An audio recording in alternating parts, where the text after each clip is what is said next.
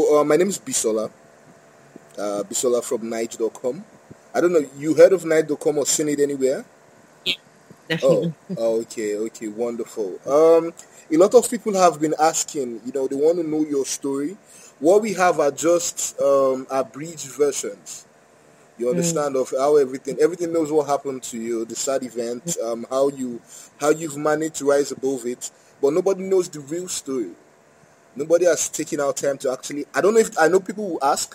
You understand? But for we over here, we haven't seen the real story, the real story behind Kechi before you even got to America's Got Talent. You mhm. understand? So that's what I want to know. That's what Nige.com wants to know. What's the real story behind the whole situation? Just tell us. Just tell us. The whole situation behind Kechi. Hmm. Uh, where do I start? From when I got here, like to America, and then Yes, everything yes, yes. happened before. Okay, so I guess I got to America for reconstructive surgery in 2007. Okay. Yeah, and I came with my entire family. Wow. And was sent here by Shell, Nigeria, Oh, okay. to be treated at Shriners Hospital in Galveston, Okay. which is in Texas. Okay. So Shriners took care of me for free until they take care of their patients until 21 for free, and they are just the best. They're made up of the best group of people I've ever met. I mean, their staff are amazing and genuine and helpful, and they really, really, truly care about their patients, Okay. like complete well-being, not just physical. They care about your mental health, emotional, psychological, and so they were very interested in finding ways to um, kind of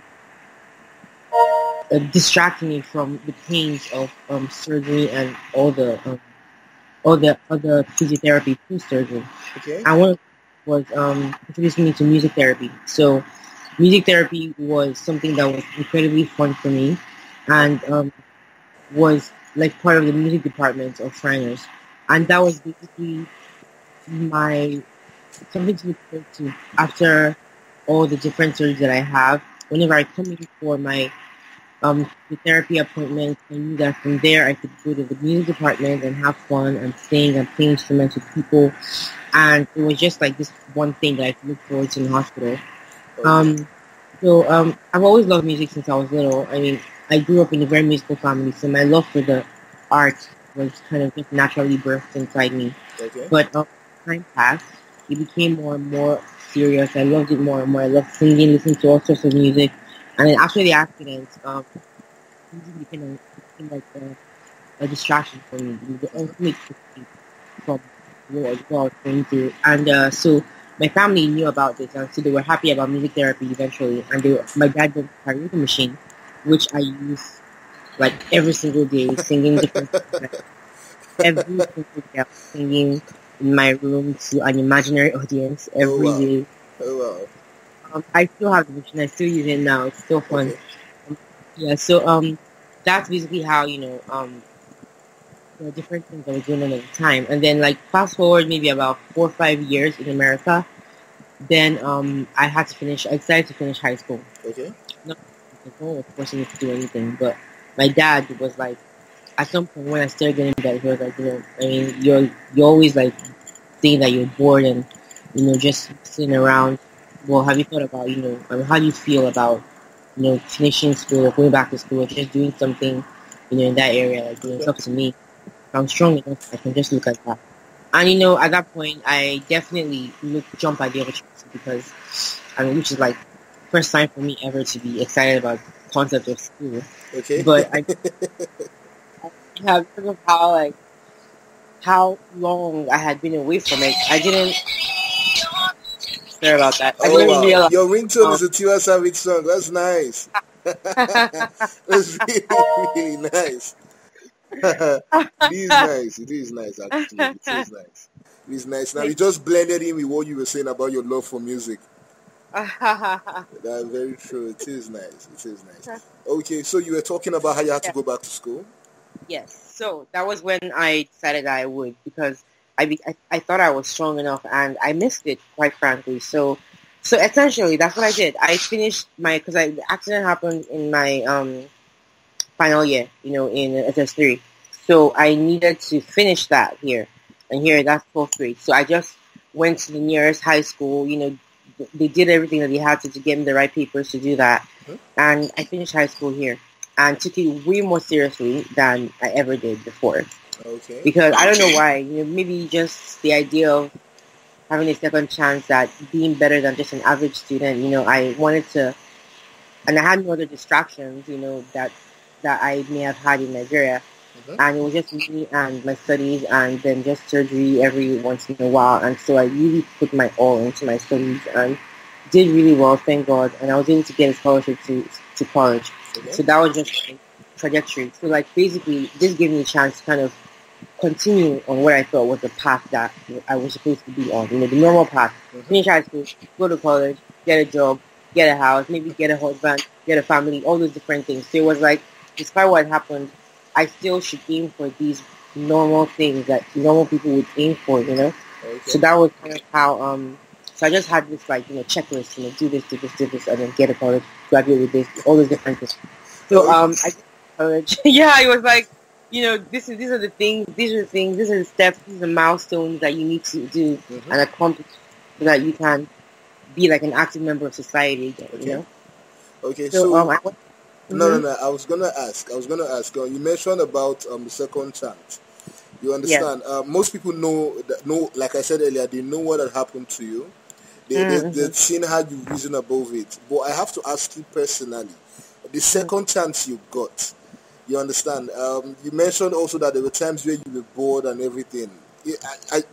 It's amazing. Where did you find the strength to actually stand up again and just live your life? Where did you find that strength?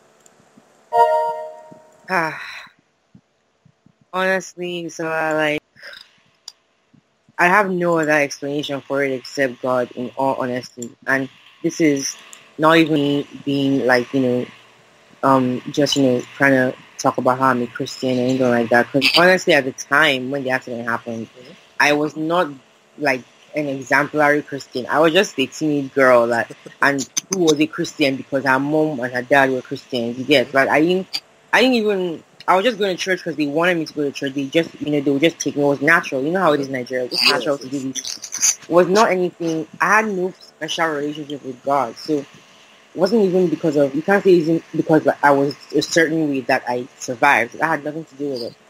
There was nothing special about me or anything in my life that would give a reason as to why I'm the only student that survived. One or two survivors. Like why? But I never even wanted to ask that question why, because it's a downward spiral. So I steered away from that. But honestly, finding the strength to do these things, to just get up and keep walking. Honestly, I surprised myself too. I didn't know that I would be able to do that. I didn't know that I had that kind of endurance inside me. I really didn't. And it was a wonderful surprise to find out that God had made me with this kind of, strength to be able to just keep plowing on, despite what happened. And another huge part of why is the support that I had. I really can't express fully how amazing my support system was. Okay. Is my family is hands down, they've always been amazing, but they came through for me in a huge way. My mom left everything to take care of me. My dad did everything he could to be there all the time, despite the fact that he had a lot of responsibilities with his business. And my mom's family mainly, that area, my extended family, they were just amazing. A lot of them came to visit me in South Africa, came over here to America when we got here, created this group chat where we talk about different things and just the communication and everything, all these different things, they influenced me in a very big way. And because of the kind of faith that most people in my family have, that was also something that influenced me at the time when I was in SC, which was the hardest time of this entire journey. The beginning when I was first getting emergency treatments, my family, they understood how important faith was, and for a very long time I was only relying on. I didn't have the strength to create my own relationship with God. I just relied on my mom's, and she was my in-between girl between me and God. Yourself and God. Yeah, it's funny. That's very funny. But I'm glad your family remained a very very strong base for you. You understand? What most people in Nigeria feel is people who've gone through not exactly your own situation, but people who've had issues. You understand? Their family usually is not there for them. But hearing that from you, I think it's amazing. You understand? While I was researching about you and the family, I found out your mom wrote a book. Yes, she did. Wow, I would love to read that book because I was trying to see if we could get it, but definitely I would love to read the Actually, book. I can hook you up with that because Oh, my aunt has um a whole bunch of copies that she sells very periodically. okay. My aunt, and she's based in In Nigeria, Nigeria, and okay. yeah, Okay, and we'll so talk. like We'll talk about that no before the end. problem. We'll talk about that before the end of the show. Okay, so Mhm. Katie, now that you're chasing the path of a musician, you understand with America's Got Talent. Let me tell you, I remember I tweeted at you when I saw the video. I was Yeah. I wrote I think I said you don't know how much hope and inspiration you've given to Nigerians. Do you feel any pressure from that? Like, okay, let's say people see you on the street and they know who Mhm. you are already. You Mhm. understand? But for we back at home, for we Yeah. Nigerians, with all the things that's happening in the country, do you feel this Yeah. pressure to be like, okay, I have to give my all the time because definitely I'm always going to be in the public eye? Do you feel any pressure? Um, I definitely like how do I explain? Okay, about pressure, Hmm. I don't want to call it that because I would say that definitely for me, I put a lot of pressure on myself personally because I feel like I I know that a lot of it stems from this subconscious need to prove myself and to prove to people that I can do things just like anybody else. I have that inside me for sure, and that's definitely something that happened through the accident. But pressure from other people, I don't think I want to. I mean, okay, so specific groups of people, like for instance, Okay. the parents of the other kids that passed away in the plane crash. Hmm. Um, I feel a lot of responsibility to them because I want to live my life in a way that will honor the people that passed away, to honor their kids that they lost. I want to live in a way that will make them proud, because I know that they are looking at me and they are hoping that, they kind of see me as, the one good thing that happened on that day and they don't want to lose that. And because of that, I feel like I have a responsibility to do good things and to anything that I do, I want to be able to say that I'm proud of it and I don't regret it and I want them to also be proud of me. So like that's one thing. But responsibility and pressure are not the same thing. Okay. It's a I I decide responsibility is something that I decided to take up on. Nobody forced me to do that. I decided to take it up myself. Whereas pressure is kind of like it has more like a negative vibe. It's something that someone places upon you. So I don't really feel that. Everything I've gotten so far, this entire project experience has been extremely positive from not just the parents, but from just strangers, anyone in Nigeria, people who just hear my story and want to support me, pray for me. And so that's kind of been my base, that support base really. And so when this America's Got Talent thing happened, I knew that people that already knew me and supported me would be more excited and even happier about the whole thing. That's Yes.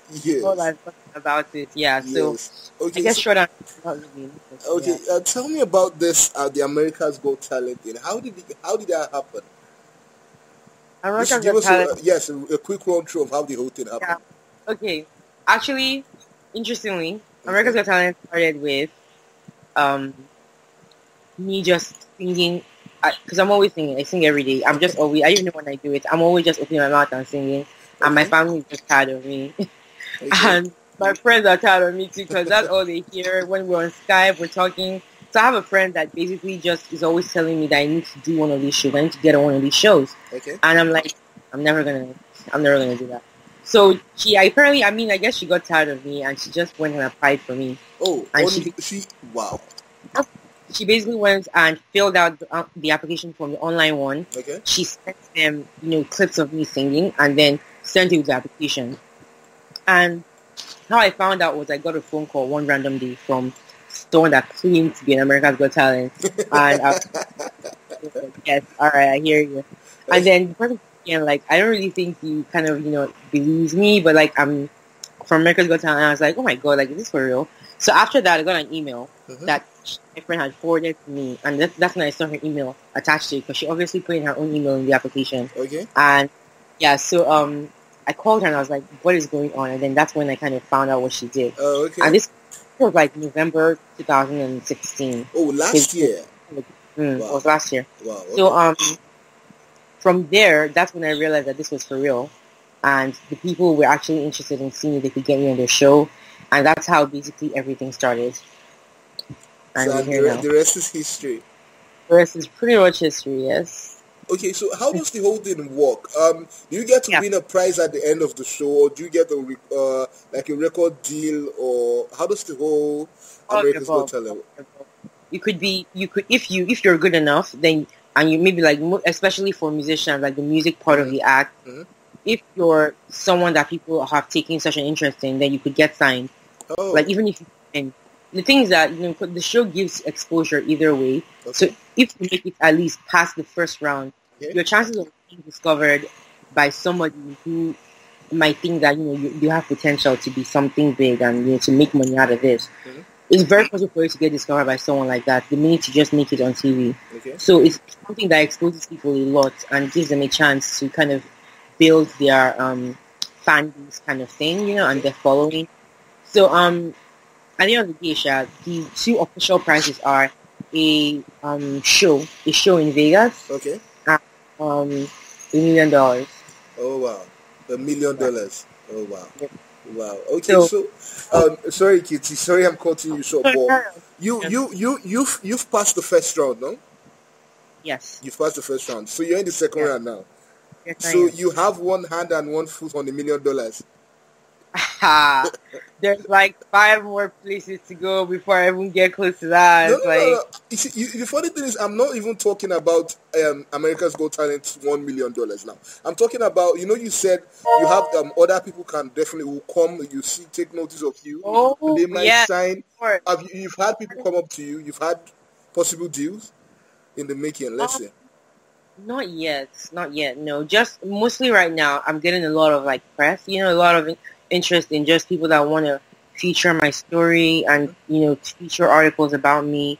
That's what I've been getting so far, and it's been really amazing to see how people are so eager to be inspired by the things that I see and things from my experience, and just how God has been amazing in my life, and that's what I've basically just been having the opportunity to spread. Okay. Just that inspiration part, okay. For now. It's Don't worry, man. Your hands are on the pie already. Your hands are on the pie already. Okay. While we've been talking for more than 18 minutes now. I noticed that your accent hasn't changed. Yeah. Your accent hasn't changed. But we have people over here who visit Dubai and come back with accents. As in, you've been in the States for more than 4 years now, Abby. Girl, 4 years? I've been here for 10 years. Oh wow! You see, 10 yes. years. How come the accents? Now you know they fake.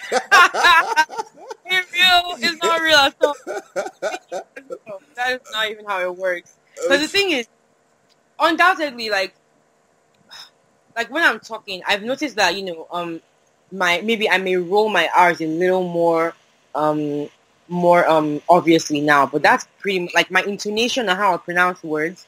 Still, like those kind of things. As long as you grew up in Nigeria, at least for your formative years up till teenagehood, whatever you're doing, if you travel and come back, it's all fake because your accent has formed. It's formed. So there's nothing like that. But like only when if I'm talking to Americans, then I automatically like switch. I don't even know when I do it. Oh, okay. But when I'm talking to Nigerian, I cannot fake it. I can't. Like I just no forming at all, man. Okay, so Kechi, tell me about life in America, like your day-to-day life in America. Even I know you had to undergo a lot of surgeries. You understand? I know. I'm reading up about you. I know that was very, very obvious that you had to go a lot of surgeries. But tell me about life in America for you personally. How has life been in America? Do you think if our healthcare systems here were able to deal with, you think you will move back? Yeah, you will move back. In all honesty, if healthcare is not even about healthcare. Honestly, it's because I was back in Nigeria in 2015, and I mean it was, I dare say it was an amazing time back home. But I came in and experienced a part of Nigeria that was very privileged. When I came back, I know that that's not how it is everywhere. Okay. I knew that wasn't even how it was when I was living in Nigeria with my family. Okay. But I came back with my aunt who, has made it, she's self-made and she has a good life. And so I was able to see that part, with AC everywhere and all those kind of things. That is important. That is it. That is the part. That's my problem. So what would actually influence me coming home would be if PHCN is suddenly like just everywhere. If everybody has light. If everybody has light. That's it. That's all that it takes. I just need to, because everywhere is hot. You get like Houston is hot. But the only thing that helps you is that when you enter a building or any place, there's air conditioning. And my skin literally cannot be in heat, like exposed to heat 24/7. So once there is like AC guaranteed everywhere, there's nothing keeping me here. So are you serious? Nothing is keeping you here? Oh, wow. I swear to you, because the only thing that will keep me here is maybe attachments to like, maybe if I had a job here that I really wanted to hold on to, or if my family decided to move here permanently, because my dad isn't here permanently. He flies in to come and stay with us for long periods of time, but his business is still back home. And pretty sure my mom can continue to build a life in Nigeria once we go back, if we go back.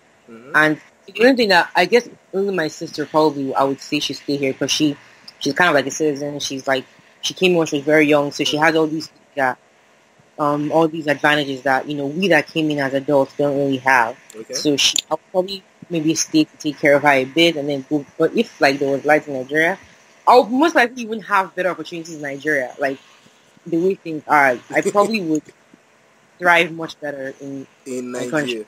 Oh wow! I think for sure, yeah. Oh wow! Just anything. So like they bring light everywhere. Once I'm done with school. Okay, wonderful. Okay, you sound very, very informed about stuff that's happening here. Understand, especially about I don't want to talk about politics, but I'm talking the entertainment scene now. Understand? Look at your ringtone. That song was released last year, and it's still still on the charts and everything. Okay, so let's say Kechi comes back to Nigeria. You understand? And I'm sure by then you have your hand in a lot of pies. But say you come into Nigeria tomorrow, and you decide, and you come in as a musician. What will be your own game plan into the industry, like with everything that's happening? I think my game plan would be to first try and get discovered, right? Because there are labels back home, and with them, there are amazing artists within these labels. And so, if I really want to break into that, like honestly, I would either have to participate in and become exposed in a Nigerian version of The Voice or Project Fame or those kind of things. Yeah, so I'd get in there and try and see if I can, how far I can get, in those rounds. Because I've watched these things, and in all honesty, the Nigerian version of these shows I have seen more actual talent there than I've seen in other versions, because here in Nigeria it's so hard because most people that you see there, like people that don't pass, there's just a very tiny margin and they're just all really good. And so I feel like that's honestly incredible competition. So if you can get like that in that way, that would be something that's really great. Or I would have to find friends who can write songs for me, and then kind of help me release stuff on SoundCloud, because I have cousins and friends who are good at things like that, and basically help me build a Nigerian sound. So that would be the way I would do. So that way, if I release stuff and people like it, then maybe I get noticed, and then that would be cool. I get you, man. I really, really get you. But are you working on anything presently? Like, let's say a song or a book or anything? Any project in the works? All of the above, yes. I'm working on a book. Yes, I'm working on a book. I have worked on this book for a while. I'm very, very slow with it because every time I have to really dig into a lot of my past and some very, I guess, delicate and kind of vulnerable parts of what happened. And so it's very slow going, but it's going. And song-wise, I've never written songs before, but I've always wanted to. I've always wanted to. I just never thought that I was good enough for that kind of thing. Like, I love writing, like, and fiction, yeah, but to write a song, I feel like you need to have experience and emotion to really be able to connect. And there's nothing I have felt that deeply except, anything to do, only like my relationship with God. That's for me. And my family, like love for like my family and my friends. So whatever song I write, for it to be genuine, it has to come from those feelings. Because I can't write about it. I don't know. What, I don't know how people do it. So I'm trying to do that now. I'm kind of, because I have a cousin that he's really good at beats and songs and things like that. So I think if I can pen some good lyrics and have an idea of how I want it to sound, I can like do something with him. And we talked about it, and I'm kind of in the process of getting that done. So like I've written like a couple of lyrics and stuff, but they're just I don't even know if they're any good. No, but if you don't put them out there, you wouldn't know if they're good or not. That's a very good point. You exactly. Understand? At least you should have a SoundCloud account for one, so people can just go and listen to stuff. And listen, right? I think I will try. Yeah. So I think you should. I think you should. Okay. Kechi, before I go, a lot of people draw inspiration from your story. You mentioned it earlier. You understand how you managed to get the strength to be where you are today, and you've gone through some very, very tough times. A lot of people, even though they don't have I don't want to say disabilities. You understand? They've not gone through your own kind of situation. They still feel down. You understand? So, and you are a living embodiment of hope. You are a living embodiment of you are a motivational piece already in human form. No, it is true. It is true. It is true. Now, think about everything that's happened. Even the conversation we just had. I myself have drawn a lot of stuff from the little time we spent together. You understand? So, talking to the rest of Nigerians who will see this video, who will listen to this interview, you understand? Drawing from your own experience, how would you tell them, if those that are going through tough times, those that are going through issues, how would you advise them? You understand? To just move on with your life. How would you tell them to do so? I definitely know that it's really hard for people to get past, especially physical injury and physical scars, because we live in a world that's very, very harsh, on imperfections. Okay. And so, any little thing that happens to somebody, gets highlighted in a very big way. And I think that that's what causes a lot of self-esteem, confidence issues in young girls. And my appearance on the show, like America's Got Talent, I think is something that's given me a platform to inspire in not just about my story, but also inspire based on my physical appearance as well, to show people that you don't have, how you look physically does not have to be a setback or something that will hold you back from trying to accomplish or achieve dreams or putting yourself out there. Because if someone like me can get on a national TV program like America's Got Talent, something that gets so much viewership, this is not like a small scale kind of thing, and I'm there on that stage, that should prove to people that the only thing that's holding you back from doing what you want to do is yourself, and it does not have to be that way at all, because the world will actually allow you to be great if you choose that you want to be great. So, I don't want people to think that, things that happened to them in their past are a reason not to move forward, but rather to draw strength from these things that happened in the past, and to use that to overcome future obstacles. Because guess what? Things happened to me in the past. I mean, at the times when they were happening, you probably felt like this was the end. I can't do this. I can't go on. I can't get past it. But you're here now. That proves that you actually surprised yourself and you got past it. And that means that you have the strength to do it in the future as well. And so, long story short, I would just tell them to believe in themselves more and give themselves more credit than they realize that they have. Okay, so give yourself more credit. That's your message. Wonderful. I have to say thank you. But I don't want to do myself a disservice, or neither do I want to do you a disservice, or people that watch this interview. You understand? Earlier, I asked this question with all sense of decency. You understand? Your smile is like, you know what I'm going to ask. No. I may have some ideas, but I'm So not sure. Let's see. okay. Please do feel if you don't want to answer, it's fine. You understand? But like I said, I asked with all sense of decency. You mentioned your physical appearance. You understand, Yeah. and you've been in the States for more than 10 years. Um, okay, and of course you're a woman. Guys coming up to you. You understand that has happened. Um, Not in the way. I mean, I don't think. At least I don't. Not from my point of view. I don't think in that way. Like in a way, as a man approaching a woman that he's interested in dating. Hmm. I don't think I have had that experience so far.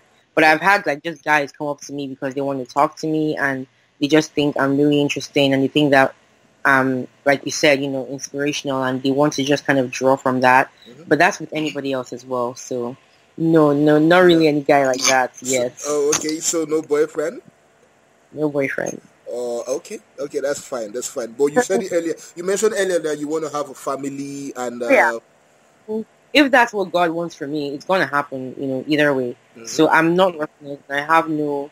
I'm not putting myself back either. If it's supposed to happen, I want to believe that I will be open to it. Because a lot of times things can happen and you'll not even be able to see yourself because you're just maybe you're all in your head and you're thinking it's not possible. Mhm. So I pray that when the time comes, I recognize it for what it is. Okay. So let's just see. Yeah. But it's not like a requirement or a major thing that you have that has to happen. For Exactly. okay. Kechi, thank you very, very much. I have to say thank you 1,000 times. You understand? Because now it's true. Now, because what happened yesterday and the fact that I had to move, it's been crazy, man. It's been crazy. And I mean, it's not even easy for us to be having this conversation right now. Like, Yeah, it isn't. like it's not this clear. So I don't know what you're doing. Like, what magic you're No. doing there? I actually I've not eaten since yesterday. I've been fasting. You understand that? Oh God, please, nothing should happen to this interview. Nothing, really, nothing. I've been praying that nothing should happen to this interview, man. Well, look And at that. Perfectly answered prayer. That's I'm amazing. telling you, I'm going to do Thanksgiving in church come Sunday, man. I'm telling you, I'm gonna do Thanksgiving in church on Sunday. I have to say thank you very, very much. You understand? I'm talking about this book from your mom.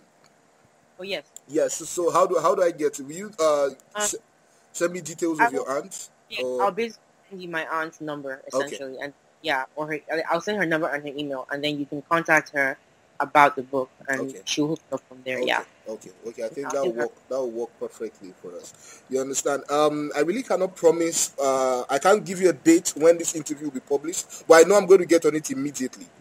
Mm, You understand? I'm going to get on it immediately, and yeah. we are Nigel.com. We're going to do you. We're going to do you like. We're going to do you well. We're not going to do any funny. We are not known for that at all. So you understand? So Kitty, once more, I have to say thank you. And this might just be an interview for you, but for me, I just hope it's like an opportunity for you and I and you and Nigel.com to just get. And so anything you want to do, you understand, and you think you need publicity or anything, please just reach Yeah. out to us. You Wow. understand? Please, Yeah. please. It's a Skype call away or email. I still have a thread of messages. There are like 18 of them.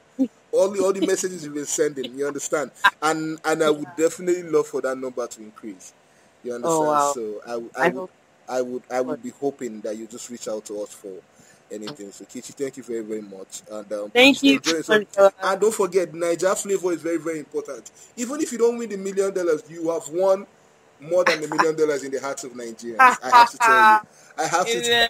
Amen. I have to tell you, Kitty. Thank you very, very much. Thank you for having. Enjoy your day, and good luck, man. Good luck. Thank you. All Thank right, you Kitty. so much. Thank you very much. Bye. Bye.